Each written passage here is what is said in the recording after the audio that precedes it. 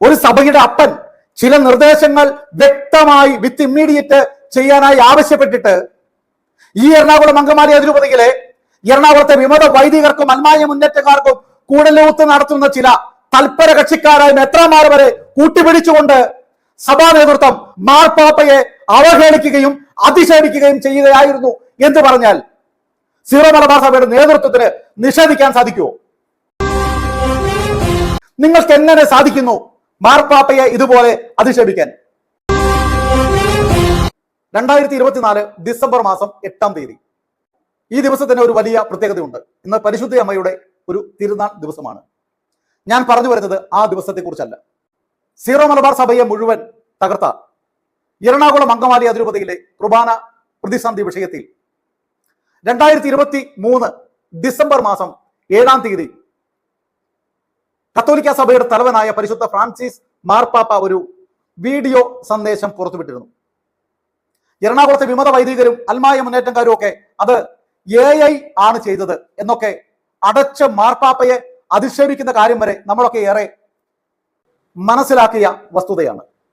ആരെങ്കിലും സ്വന്തം അപ്പൻ തൻ്റെ മക്കളോട് ചില കാര്യങ്ങൾ അവരെ നേരിട്ട് അവരുടെ അടുത്ത് വരാൻ പറ്റാത്ത ഒരു സമയത്ത് ഒരു വീഡിയോ സന്ദേശത്തിലൂടെ അവരെ കണ്ടുകൊണ്ട് പറഞ്ഞ ഒരു കാര്യത്തിൽ സ്വന്തം അപ്പനാ ചെയ്ത പ്രവൃത്തി അത് AI ആണ് അപ്പൻ ചെയ്തത് എന്ന രീതിയിൽ അടച്ച് ആക്ഷേപിച്ച ഒരു മക്കളുള്ള ഒരു അതിരൂപതയാണ് എറണാകുളം അങ്കമാലി അതിരൂപത.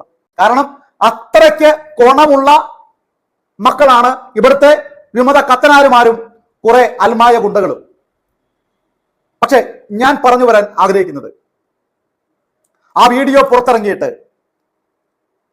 ഇന്ന് 1 വർഷം പൂർത്തിയായി. സീറോ മലബാർ സഭയിലെ മെത്രാന്മാരും ഉത്തരവാദിത്തപ്പെട്ട പല ആളുകളുമൊക്കെ അപ്പന്റെ വീഡിയോയുടെ സന്ദേശം അതിന്റെ വാർഷികം അതിഗംഭീരമായ രീതിയിൽ ആഘോഷിച്ചു എന്നാണ് ഞാൻ മനസ്സിലാക്കിയത്. നമ്മുടെയൊക്കെ ജീവിതത്തിൽ ചില വസ്തുതകൾ, നാം ചെയ്തു പോകുന്ന ചില പ്രവർത്തികൾ അത് കാലം രേഖപ്പെടുത്തും. അത്രമേൽ പ്രാധാന്യമേറിയതാണ് എറണാകുളം അങ്കമാലി അതിരൂപതയിലെ വിമത വൈദികർക്ക് വേണ്ടി, സീറോ മലബാർ സഭയിലെ മുഴുവൻ ആളുകൾക്ക് വേണ്ടി പരിശുദ്ധ മാർപ്പാപ്പ നമുക്ക് നൽകിയ വീഡിയോ സന്ദേശം. ആ വീഡിയോ സന്ദേശത്തിൽ വളരെ വ്യക്തമായി പറയുന്നു, വിശ്വാസികളോട് പറയുന്നു, എനിക്ക് നിങ്ങളോട് വളരെ സ്നേഹമുണ്ട്, പക്ഷേ നിങ്ങൾ സഭയിൽ ഉണ്ടാകണമെന്നാണ് എൻ്റെ ആഗ്രഹം. നിങ്ങളുടെ ഇടയിൽ നിങ്ങളെ തകർക്കുന്ന, നിങ്ങളെ വിഘടിപ്പിക്കുന്ന ചില വ്യക്തികൾ ഉണ്ട് എന്ന് മനസ്സിലാക്കുന്നു. നിങ്ങൾ ആരും അവരുടെ ഒപ്പം ചേരരുത്, നിങ്ങൾ സഭയ്ക്ക് പുറത്താകരുത് എന്നാണ് മാർപ്പാപ്പ പറഞ്ഞത്. നിങ്ങളുടെ ഇടയിൽ അൾത്താരകളെ ആഭിചാര കുർബാനകൾക്ക് വേദിയാക്കിയ ചില വൈദികർ നിങ്ങളുടെ ഇടയിലുണ്ട്, നിങ്ങൾ അവരോട് ചേരരുത്, അവരിൽ നിന്നും അകന്നു മാറണം. ഇത്രയും വളരെ മനോഹരമായ രീതിയിൽ കാര്യങ്ങളൊക്കെ പറഞ്ഞു വെച്ചിട്ട് 1 വർഷം പൂർത്തിയായിട്ടും സീറോ മലബാർ സഭയുടെ നേതൃത്വം ഇവിടെ എന്ത് ചെയ്തു? നിങ്ങൾ 1 വർഷം ഈ വീഡിയോയുടെ ആഘോഷങ്ങൾ പൂർത്തിയാക്കുമ്പോൾ ഏത് രീതിയിലാണ് കത്തോലിക്ക സഭയുടെ അപ്പനായ മാർപ്പാപ്പയുടെ വാക്കുകളെ നിങ്ങൾ ആദരിച്ചത്? ഏത് രീതിയിലാണ് മാർപ്പാപ്പയുടെ വാക്കുകളെ നിങ്ങൾ ബഹുമാനിച്ചത്? ഏത് രീതിയിലാണ് മാർപ്പാപ്പയുടെ വാക്കുകളെ നിങ്ങൾ മുഖവിലക്കെടുത്തത്?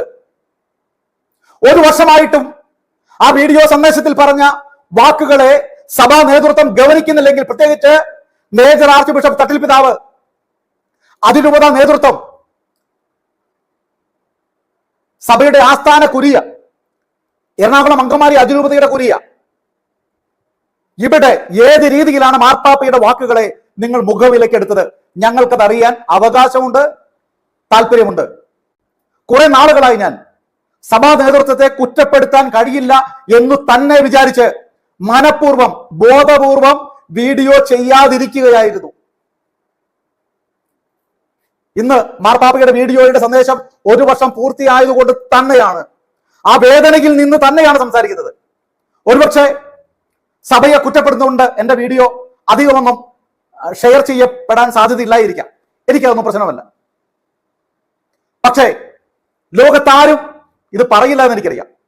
പക്ഷേ എനിക്കിത്, ഞങ്ങളുടെ സംഘടനയ്ക്ക് ഇത് പറയാതിരിക്കാൻ സാധ്യമല്ല. 1 വർഷമായി മാർപ്പാപ്പയെ സീറോ മലബാർ സഭയുടെ നേതൃത്വം നിങ്ങൾ അവഹേളിക്കുകയായിരുന്നില്ലേ?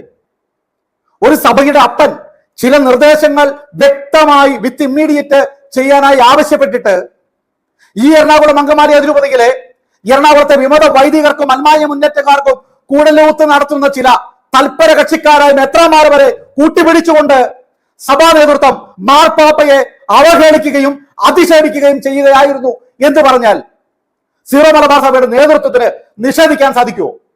നിങ്ങൾക്ക് എങ്ങനെ സാധിക്കുന്നു മാർപ്പാപ്പയെ ഇതുപോലെ അധിക്ഷേപിക്കാൻ?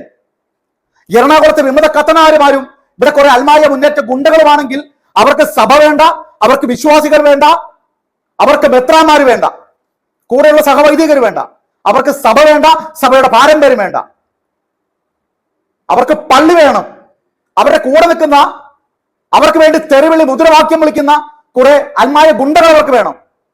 അവർക്ക് അവരുടെ പള്ളികൾ വേണം, നേർച്ചകൾ വേണം, അവർക്ക് പണം വേണം, അവർക്ക് സ്വർണം വേണം, അവർക്ക് മുന്തിയ കാറുകൾ വേണം, അവർക്കെന്നും കുറെ പള്ളി പണികളുമായി അവർക്ക് ആഘോഷിക്കണം. ഇതല്ലേ എറണാകുളത്തെ വിമത വൈദികർക്ക് വേണ്ടത്? അവരുടെ കൂടെ ചേരരുത് എന്ന് വിശ്വാസികളോട് മാർപ്പാപ്പ ആവശ്യപ്പെട്ടിട്ട് സീറോ മലബാർ സഭയുടെ നേതൃത്വം അഭിവന്ദ തട്ടിൽ പിതാവ് എന്തു ചെയ്തു ഈ ഒരു വർഷം? മക്കളായ നാം അപ്പന്മാരോട് സ്നേഹവും ബഹുമാനവും ആദരവും ഒക്കെ സൂചിപ്പിക്കുന്ന ഏറ്റവും പ്രധാനപ്പെട്ട ഒന്നാമത്തെ വസ്തുതയാണ് നമ്മുടെ അപ്പന്മാർ നമ്മളോട് സ്നേഹത്തോടെ ഒരു കാര്യം ആവശ്യപ്പെട്ടാൽ അപ്പൻ പറഞ്ഞ കാര്യം എത്രയും വേഗം നടപ്പാക്കുക എന്നുള്ളത്. ഏതെങ്കിലും കാമുകിമാരാണ് പറഞ്ഞതെങ്കിൽ, നിങ്ങൾക്ക് ആവശ്യമുള്ള തൽപര കക്ഷിക്കാരാണ് പറഞ്ഞതെങ്കിൽ നാളേക്ക് നാളെ ഈ വിഷയം പല കാര്യങ്ങളും നിങ്ങൾ തീരുമാനമെടുക്കുമായിരുന്നു. അപ്പം പറഞ്ഞാൽ തീരുമാനമെടുക്കാൻ മക്കളില്ലാത്ത സഭയായി അധപ്പതിച്ചിരിക്കുന്നു സീറോ മലബാർ സഭ എന്ന് പറയുന്നതിൽ വേദനയുണ്ട്. അപ്പൻ പറഞ്ഞാൽ കേൾക്കാത്ത, അനുസരിക്കാൻ താല്പര്യമില്ലാത്ത, കാര്യങ്ങൾ നടപ്പിലാക്കാൻ യാതൊരു തരത്തിലും ആഗ്രഹമില്ലാത്ത കുറെ വൈദികരും പിതാക്കന്മാരുമാണ് ഇന്ന് സീറോ മലബാർ സഭയിൽ ഉള്ളത് എന്ന് വിചാരിക്കുമ്പോൾ വിശ്വാസികളായ ഞങ്ങൾ തലകുനിച്ചു പോകുന്നു. ഇത്തരത്തിലൊരു സഭയിലാണോ നമ്മൾ നിലനിൽക്കുന്നത്? നിങ്ങൾ കാണിക്കുന്ന തോന്നിവാസങ്ങളുടെ മറവിൽ ഈ സഭ ഇട്ടിട്ട് പോകാൻ കഴിയാത്തതുകൊണ്ടാ. നിങ്ങൾ കാണിക്കുന്ന തോന്നിവാസത്തിന് ഞങ്ങൾ എന്തിന് സഭ ഉപേക്ഷിക്കണം? ഞങ്ങൾ എന്തിന് കർത്താവിനെ ഉപേക്ഷിക്കണം? ഞങ്ങൾ മുന്നോട്ട് വയ്ക്കുന്ന ആശയങ്ങളും ഞങ്ങളുടെ ഉദ്ദേശ ലക്ഷ്യങ്ങളും ഇതിൽ നിന്നൊക്കെ വളരെ വ്യത്യസ്തമാണ്. സഭയെ ഏതെങ്കിലും രീതിയിൽ അതിന്റെ തനതായ പൈതൃകത്തിലേക്കും പാരമ്പര്യത്തിലേക്കും കൂട്ടിച്ചേർക്കാൻ ഞങ്ങൾ ബന്ധപ്പെടുമ്പോൾ, രാപകലില്ലാതെ ഞങ്ങൾ ഇവിടെ കഷ്ടപ്പെടുമ്പോൾ, പിതാക്കന്മാർ പണ്ട് ബൈബിളിൽ പറഞ്ഞതുപോലെ സഭയുടെ അവയവങ്ങളായ കല്ലുകൾ തകർന്ന് തരിപ്പണമായി കിടക്കുമ്പോൾ നിങ്ങൾക്ക് എങ്ങനെ മച്ചിട്ട ഭവനങ്ങളിൽ സുഖിച്ച് ജീവിക്കാൻ സാധിക്കുമെന്ന് ഹഗ്ഗായി പ്രവാചകൻ ചോദിച്ചതുപോലെ നിങ്ങൾക്ക് എങ്ങനെ സാധിക്കുന്നു പിതാക്കന്മാരെ? എറണാകുളം അങ്കമാലി അതിരൂപതയിലെ മുഴുവൻ വിശ്വാസികളും ഇതുപോലെ ചവിട്ടി അരയ്ക്കപ്പെടുമ്പോൾ, സഭയോടൊപ്പം നിൽക്കുന്ന വൈദികർ ചവിട്ടി അരയ്ക്കപ്പെടുമ്പോൾ നിങ്ങൾക്ക് എങ്ങനെ മച്ചിട്ട ഭവനങ്ങളിൽ സുഖിച്ച് ജീവിക്കാൻ സാധിക്കുന്നു?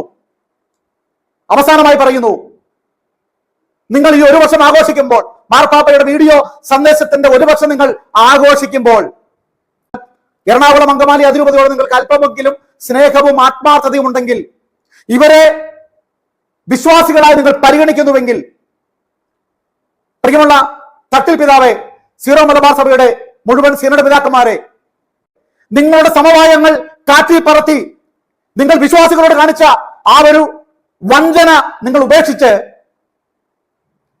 ഇനിയെങ്കിലും മാർപ്പാപ്പയോടും സഭയോടും നിങ്ങൾ അനുസരണവും വിധേയത്വവും കാണിക്കാൻ തയ്യാറാകുന്നില്ലെങ്കിൽ നിങ്ങൾ നയിക്കുന്ന സഭയിൽ ഒരു പിതാക്കന്മാരും ഒരു വൈദികരും നിങ്ങളെയും ആദരിക്കാൻ പോകുന്നില്ല, നിങ്ങളെയും അനുസരിക്കാൻ പോകുന്നില്ല.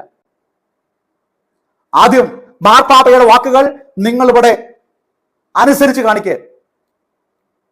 അതിനാദ്യം വേണ്ടത് നടപടികളാണ്. ഇപ്പോൾ അഴിഞ്ഞാട്ടം തുടരുന്ന എറണാകുളം അങ്കമാലി അതിരൂപതയിലെ വൈദികർക്കെതിരെ നിങ്ങൾ നടപടികൾ എടുക്കുക. മാർപ്പാപ്പ പറഞ്ഞ 33 ആഭിചാരക്കാർക്കെതിരെ നടപടികൾ എടുത്ത് നിങ്ങൾ കാണിക്കുക. കുര്യാക്കോസ് മുണ്ടാടൻ തുടങ്ങി 19ഓളം വൈദികർക്കെതിരെ നടപടിയെടുത്ത് ആദ്യം കാണിക്കുക. അല്ലാതെ വിശ്വാസികളെ കളിയാക്കുന്ന ഞൊട്ടുഞൊടുക്ക് മുറിവൈദ്യം പരിപാടികൾ കാണിച്ച് വിശ്വാസികളെ വഞ്ചിക്കരുത് എന്ന അപേക്ഷയോടെ നിർത്തുന്നു. നന്ദി, നമസ്കാരം.